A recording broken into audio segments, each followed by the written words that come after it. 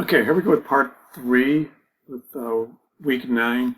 Going to get into the ErgoBox for workstations. This is something you can rely on when you're doing your workstation assessment along with the simulations, the sims for this week. Okay, so here's that picture again. Does that guy look familiar to you? Okay, take a good look.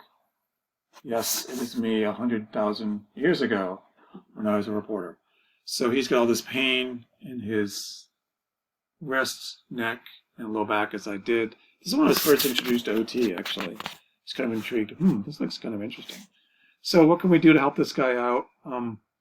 What they did is they adjusted my workstation a lot, got my wrists, the computer, the keyboard into neutral.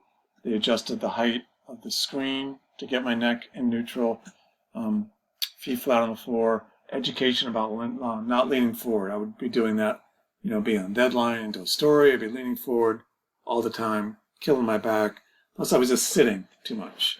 Just my life was sitting in a computer chair, cranking out stories on the phone with people, drinking coffee. Not good. So I kind of, got more balance in my life. Glare screen. Don't think they did that. Would have been a good thing. Documents were a big problem with this job as a reporter because I was always looking at my notes as I was typing, so I'd be cranking on my neck to the right. So I started using a document holder and then varying it from right side to the left side, so I wasn't always kind of turned the one way.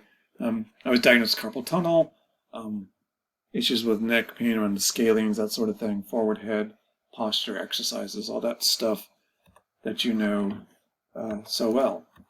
Okay, so let's go right to our box here. It's a handy box. Talks about the chair, 90-90 rule, fitting the user, adjustable. I'll highlight that. It's huge. It's really the big thing with office chairs. It needs to be adjustable. Lumbar support, so you can use it for all users. Good casters. Lumbar. I think I got it on there twice. Lumbar support.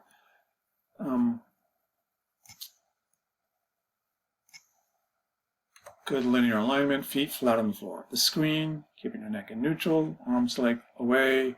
That 20-20 rule. You're looking into the distance, 20 feet away for at least 20 seconds, every 20 minutes. Blue screen, anti-glare screens.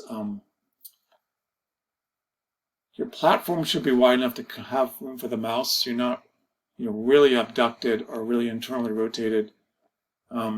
Keyboard shortcuts, key relax hands, move mouse to the side. Avoid moving mouse to the side is a good tip. Don't forget full weight of mouse when resting. Alternative mice include full mouse. Think about the foot mouse, the cylindrical, different kinds of mice. The phone, headsets, the lighting, we kind of talked about that, the different kinds of screen things, task lighting, that 90-degree angle is the big thing there, the glare.